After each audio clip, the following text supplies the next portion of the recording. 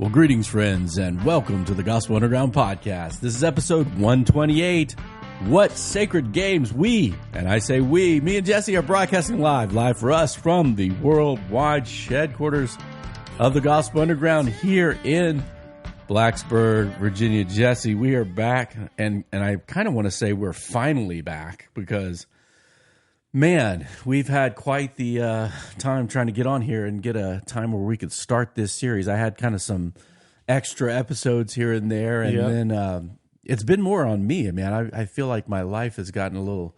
Well, I had COVID back in May. That's right. It finally caught up to me. You finally had COVID. I was dodging it and juking it, but it finally caught up to me. And then I did that trip to Canada to support our Bonhoeffer House church plant up there in the Bow Valley, the Cairn. And then now and my mom almost my mom was in the hospital for a week, very serious. They thought that she might lose her leg or even be her life be in trouble, and so I had to go over there. And then Jesse, I finally got COVID too. Yeah, me and Casey had COVID kind of bad. And Jesse, you were kind enough to not come and podcast while I was sweating with fever and my wife was coughing. And Tommy got it too. Tommy's training soccer when he had COVID. It didn't affect him at all. He's out there right now training soccer. He's out there right now. And the big mission was to keep Kylene from getting it. I think that was the main concern, not like whether we would die or anything like that. It was bad though. If he dies, he dies. Yeah, that's what as long as Kylene doesn't get it. As Kylene doesn't get it. And her preseason soccer training for the University of the South can continue. So yeah, that was kind of rough, man. It wasn't like I ever felt like in danger, like, hey, I'm going to, but I had a bad fever. I hurt. I had no the energy thing was surprising, man. Just didn't feel like doing anything. So thank you for being kind enough to cancel. And we finally are here today. I don't know, what is it, mid-July in our summer. We're podcasting this summer. We did last summer. That's we just kind of flaked out all summer. Well, I was on sabbatical, wasn't I? Oh, yes, that's right. And it does help to have kind of someone else who want to get forward together. So we are going to do a little introduction to our new series that we will be doing progressively a little bit this summer, in between things, and in the fall. But you may have noticed we have a new podcaster gear where you... I can make myself talk like this.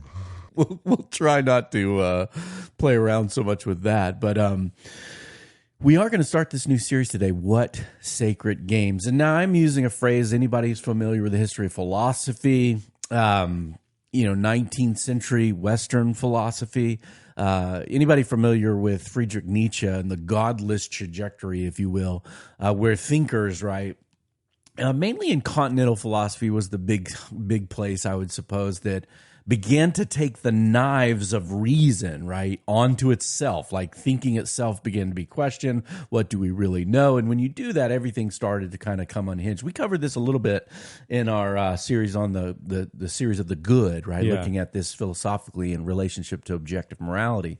But Friedrich Nietzsche was an interesting guy. He was kind of an outcast in society. He died of syphilis eventually, kind of went insane.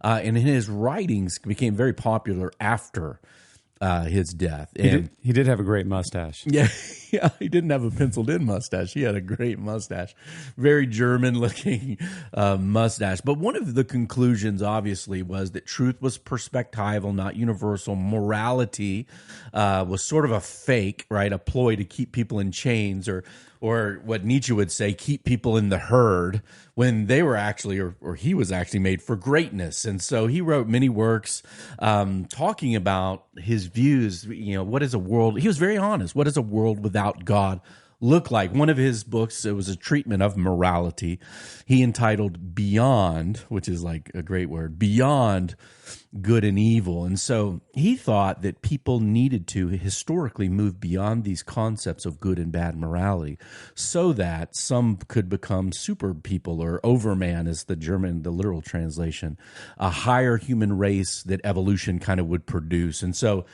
now one of my favorite authors, Jesse, GK Chesterton, who was writing in like the early 1900s. This is 1908, I believe, the publication date of Orthodoxy. But he was interacting with Nietzsche pretty close to, when his works become popular.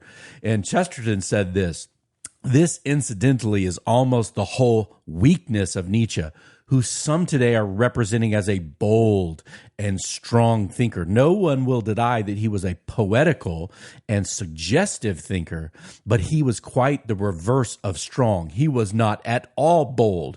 He never put his own meaning before himself in bald, abstract words, as did Aristotle and Calvin, and even Karl Marx, the hard, fearless men of thought." It's interesting to see Aristotle, Calvin, and Marx in one sentence.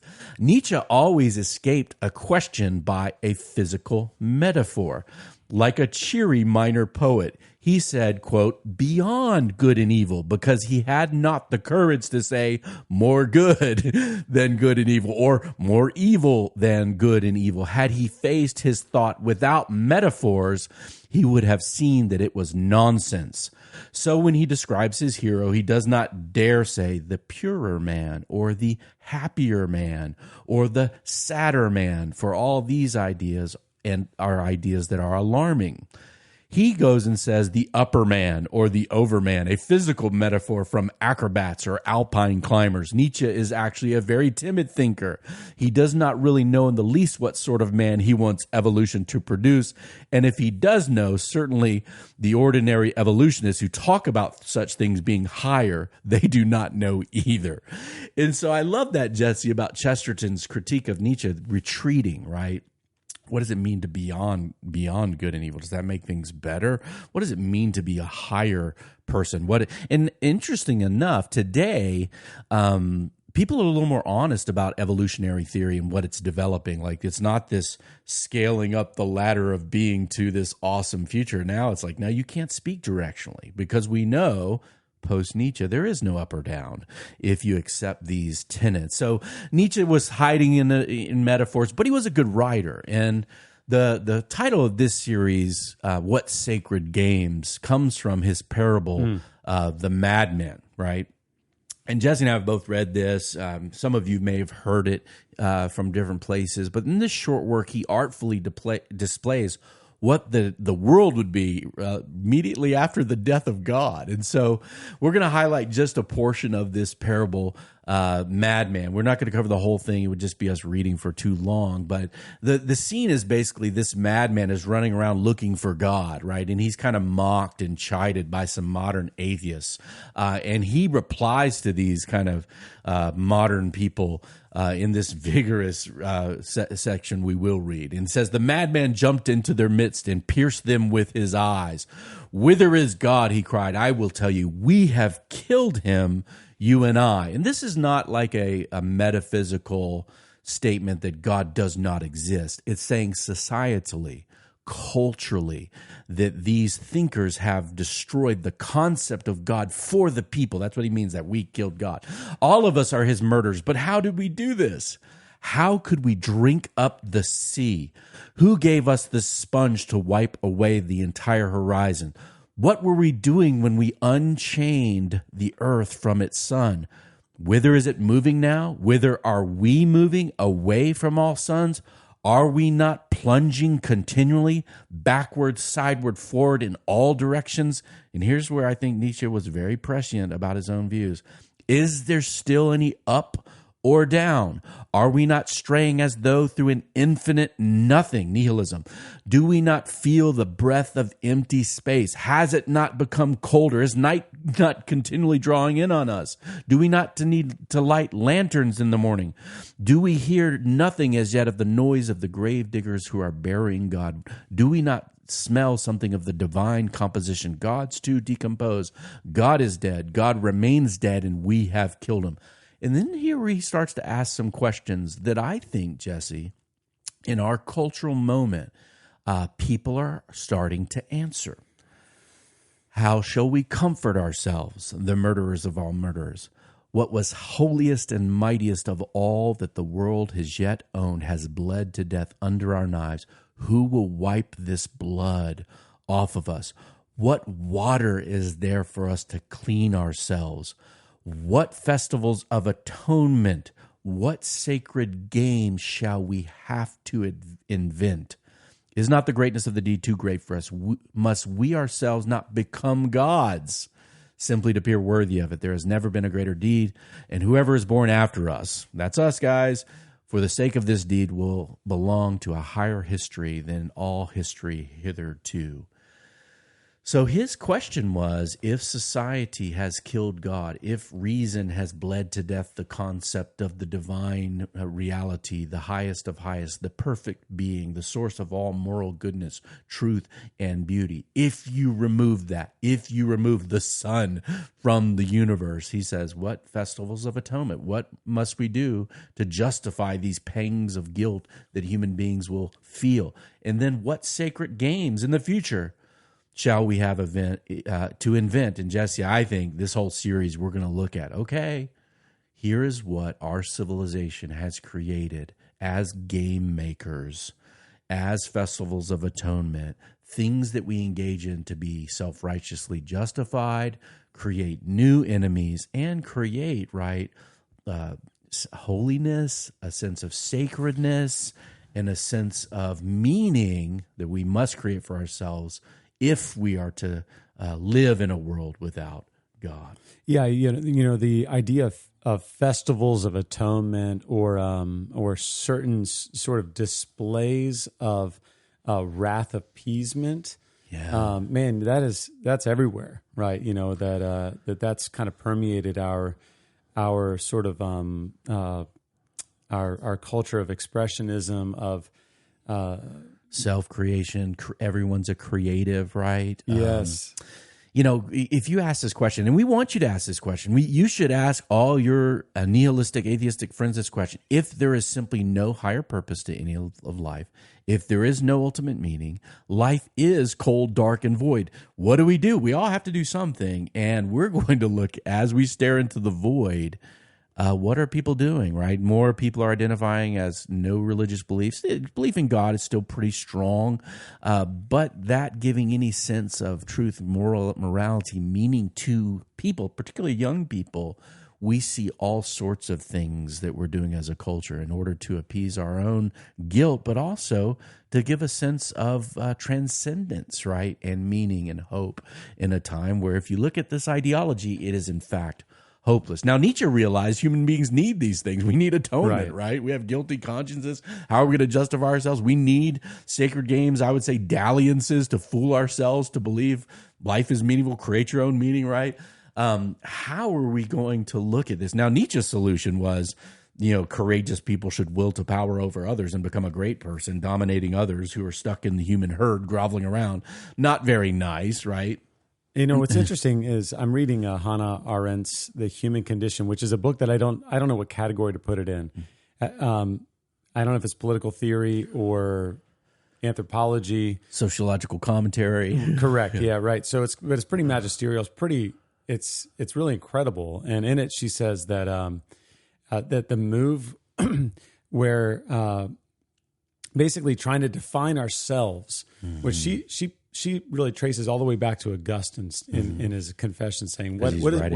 Who am I?" Conscious autobiography, right, about his inner life, which was new in history. And to ask the question without God. So in other words, if we've killed God, and then we no longer can even ask the question, "Who am I?" or "What is a man? What is mankind?"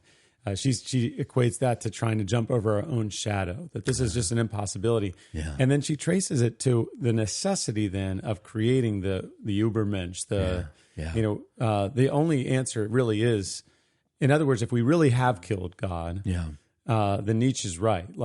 Because of the way that we're wired, we have to have something to worship, some sense of identity in having something to kind of give ourselves to. That's right. But we don't have the ability to find it within ourselves. That's right. And so if it's not in ourselves, we do go to these power moves. We'll see that in one of the sacred games we create. We make power moves. We make political and we go to politics. That's right. Yeah. And certainly we make gods out of delightful things like sexuality and sensuality. I think it was Michael Muggeridge in the mid-20th century says that what will remain is going to be erotomania or a megalomania, the clenched fist or the phallus, Hitler or Hugh Hefner, right? That's the kind of reality I think we see a little bit today. Sometimes maybe they come together in the same person. Yeah, maybe they... maybe. Well, when we look at our sacred games, Jesse, I'm saying this series our, because there's this idea, right, that if, say, we still believe God is not dead, we believe Jesus is risen from the dead. We have a transcendent morality. We have a transcendent meaning. We take our definition downstream from the person and being and word, right, of God. That does not mean that we are floating along as an inert thing, not engaging with this culture, living in this culture itself. So these sacred games, we participate in at times. And I think we need to be aware of them for that reason, for the seducing call of the siren of idolatry in these areas, in these sacred games, but also for understanding our fellow human beings who might be trying to jump over, maybe not their shadow, but maybe over the image of God to try to find themselves without the one who made them. And so when we start talking about our games, certainly Charles Taylor, Catholic philosopher, Canadian, in the book, What It Means to Be Human by Carter Snead, he's talking about Taylor's ideas in our culture. And Taylor had this idea of atomistic individualism, that the West has made us into these inert individual monad things, individuals, which we were never meant to be and which we are not. But Snead comments on that and says the individual vision of human identity only recognizes as binding those moral demands that cohere with the will, interests, and preferences of the individual. There are no unchosen obligations or duties within this anthropology. And so when we started talking about our games, we need to realize we're living in this individualistic age where people are concerned of their will, interests, and preferences, first and foremost, many times. Not that everybody is like, to heck with everybody else, that society doesn't matter, but it's a starting point is the internal self and reflections of the will and interests and preferences. And then so Snead continues talking about these kind of ideas, saying freed from the dictates of nature and the sanction of social roles that society would define anything about us, the human subject is then installed as the sovereign, cast as the only author of moral meanings, a self-originating source of valid claims. In other words, every individual now creates these valid claims about what is good for them or their truth, right? Hey, define and articulate your truth. The universe, culture, God, anything else has to realign, as it were, to that. And so this is the world we're trying to make, but we're running into each other. We're running into reality as created by God. We're running into the moral law of God as we smash up our sacred games in the middle of the floor. Jesse, I was reading one of your favorite authors recently, and I was shocked, right? I was about to quit reading this book, Brothers Karamazov by Press on, friend. Fedor Dostoevsky. I'm about an hour left in this 45-hour I was going to say, book. so you've been listening for 50 hours. Forever, right? And I was about to quit, and I came across this chapter, which you're much more learned on this than me, but it was a chapter called Conversation and Exhortations from Father Zosima.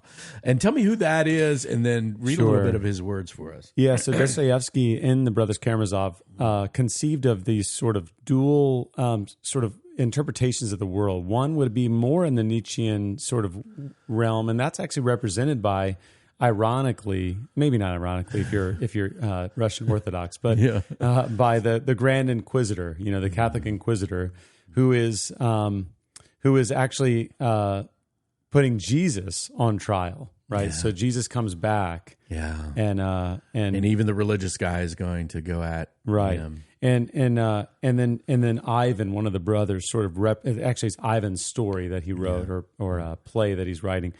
And Dostoevsky, his answer to that actually is in this sort of dialogue with Father Zosima, who is this cherished monk, that Alyosha, elder of the church, kind of everyone looks to for wisdom. Yep. And who is very much just a human. There's something very earthy about him. But and this is his, his kind of his monologue here about this. So I'll read from this. They have science, but in science there is nothing but what is the object of sense. The spiritual world, the higher part of man's being, is rejected altogether, dismissed with a sort of triumph, even with hatred. The world has proclaimed the reign of freedom, especially of late. But what do we see in this freedom of theirs? Nothing but slavery and self-destruction. For the world says, you have desires, and so satisfy them, for you have the same rights as the most rich and powerful. Don't be afraid of satisfying them and even multiplying your desires. That is the modern doctrine of the world, and that they see freedom. And what follows from this right of multiplication of desires? In the rich, isolation and spiritual suicide. In the poor, envy and murder. For they have been given rights, but have not been shown the means of satisfying their wants. They maintain that the world is getting more and more united, more and more bound together in brotherly community, as it overcomes distance and sets thoughts flying through the air. Alas, but no faith in such a bond of union. Interpreting freedom as the multiplication and rapid satisfaction of desires, men distort their own nature. For many senseless and foolish desires and habits and ridiculous fancies are fostered in them. They live only for mutual envy, for luxury and ostentation. To have dinners, visits, carriages, rank, and slaves to wait on one is looked upon as a necessity for which life, honor, and human feeling are sacrificed. And men even commit suicide if they're unable to satisfy it. We see the same thing among those who are not rich, while the poor drown their unsatisfied need and their envy in drunkenness. But soon they will drink blood instead of wine. They are being led on to it. I ask you, is such a man free? Amen. I remember listening to that, Jesse, thinking, wow, this is, late 19th century, late 1800s, and already seeing what it would mean to deny the spiritual nature of human beings and give ourselves fully and only over to our appetites and our foolish desires, which, the Bible says plunge men into all sorts of ruin. And I think this individual aspect, turn insert, look at your truth, look what you want, and then be guided by only that, has led us to a situation in our civilization where a world without God, ultimate meaning, objective reality, purpose, truth, all that stuff you can't talk about in like public school, right? My kids just finished my public high school. You have to be left on your own to create that and whatever you do. And so but here's the thing. Human beings, we have desires, right? Yeah. We have desires to worship things, to want things, but without any sort of guidance for them. This is the old proverb, right? There is a way that seems right to a man, but in the end is the way of death, right? We will consume ourselves and create sacred games for ourselves that will utterly destroy us. And man, sadly, even his comment on what the rich and poor pursue in life and how that unfolds seems to be happening today in our culture.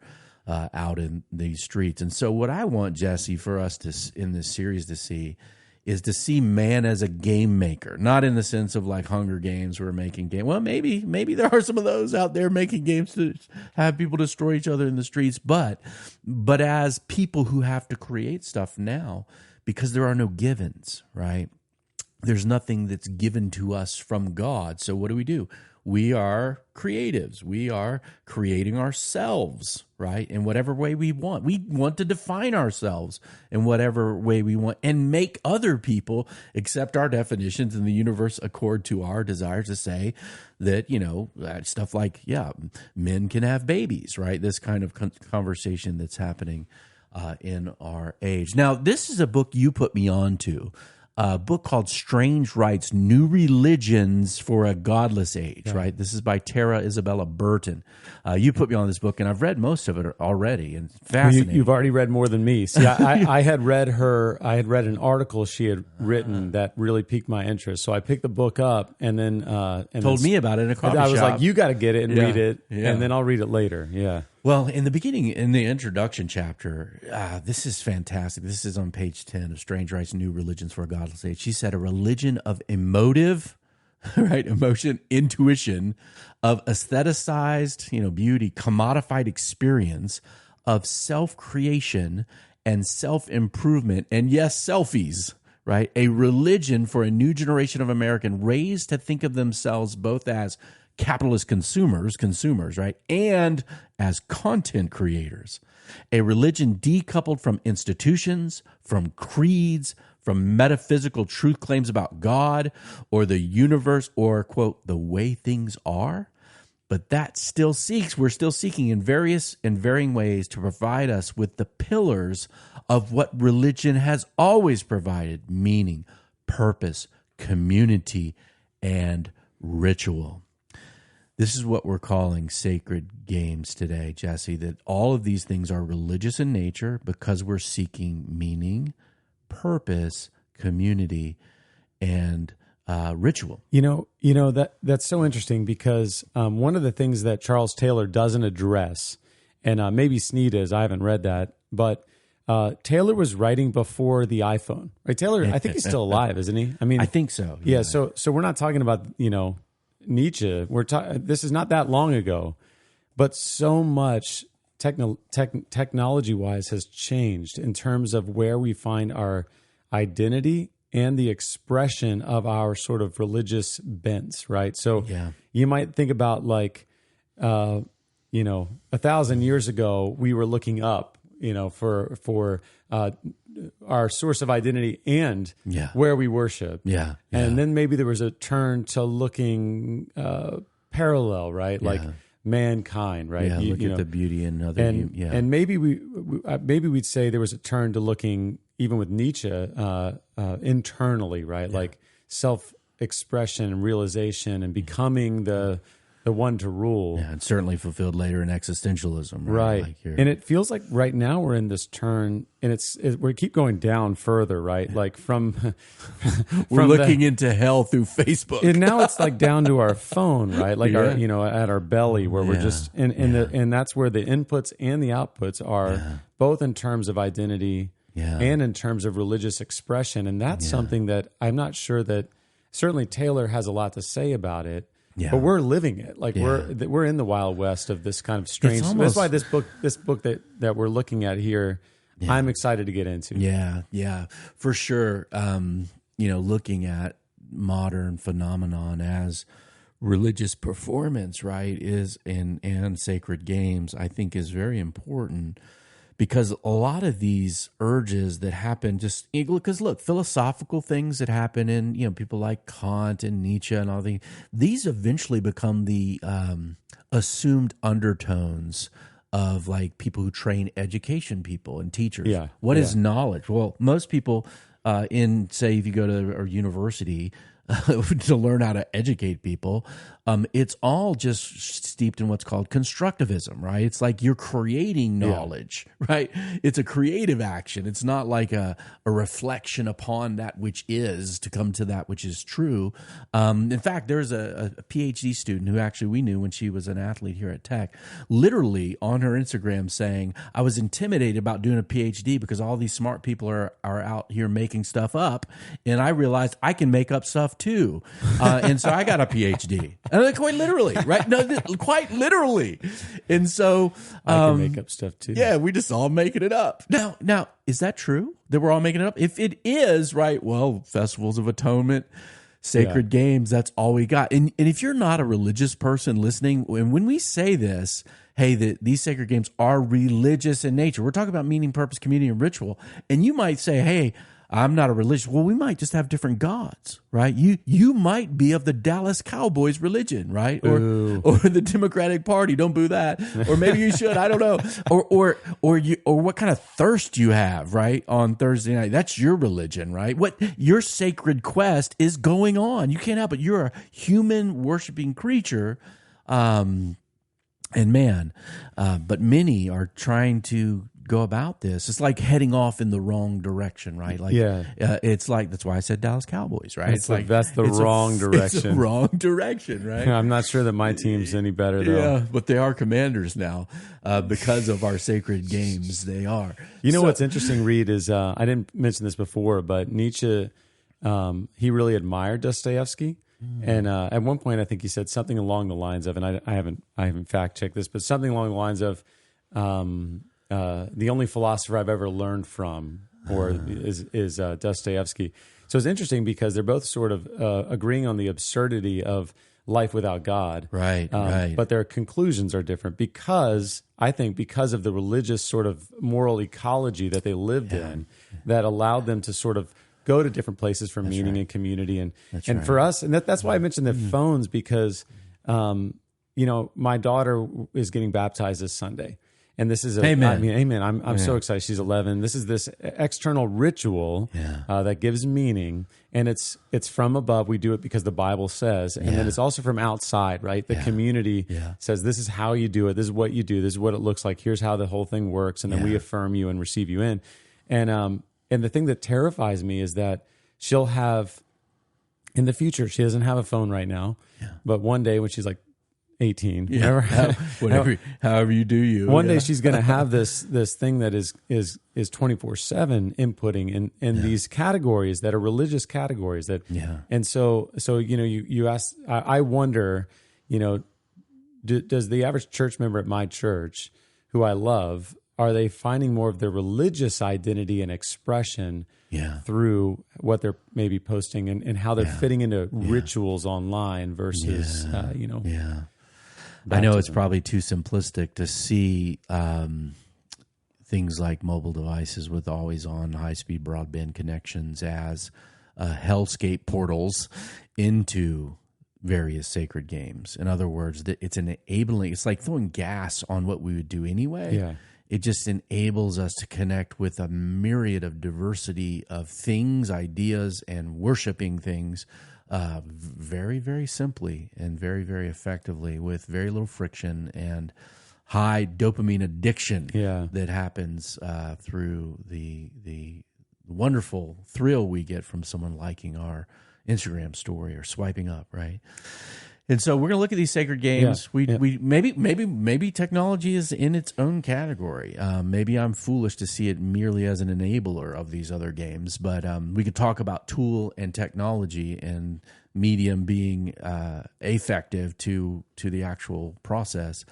But I don't have that, Jesse. Well, I think that like with the work Jonathan Haidt's doing, showing sort of the effects of social media. Yeah. I think we're going to... Why the last 10 years have been so terrible, his article in The Atlantic, Those things will come in when we talk about power games and pleasure games. So, I'm not sure it needs its own category. Okay, good. So I'm going to keep these sacred games. Keep them. We have 7 because that's the right number. Completion, yeah, right? It's a completion number. Not a Dallas Cowboys number. They've never had a good number 7.